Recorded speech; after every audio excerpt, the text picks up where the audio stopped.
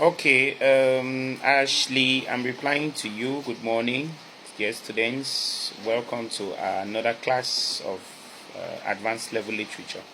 I want to give the difference between, she asks of the difference between a stylistic device and a figure of speech. It's very clear. All figures of speech are stylistic devices. But not all stylistic devices are figures of speech. Why do I say so? It's because a stylistic device does not bring out an image. The difference between a stylistic device and a figure of speech is that a figure of speech brings out an image during the illustration, and a stylistic device does not. Now, for example, if we say the woman sailed into the kitchen, to sail into the kitchen brings about an image. It brings about an image of how the woman sailed into the kitchen. You discover that this style is hyperbolical. It's hyperbolical the way it was said that the woman entered or sailed into the kitchen. It's hyperbolical. That is hyperbole, a stylistic device which is hyperbole, that is used as a figure of speech because of the image. Now, the man was hungry to the point that he ate 3 bags of rice.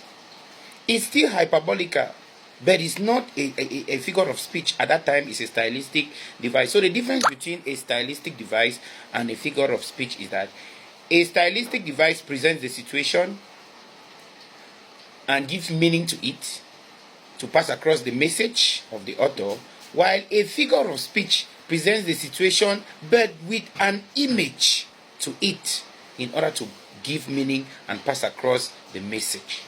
I think that is clear. So please, let's not forget, most of the stylistic devices that are used as figure of speech, we have a metaphor, simile, onomatopoeia. Those are sound devices, personification, and all the rest.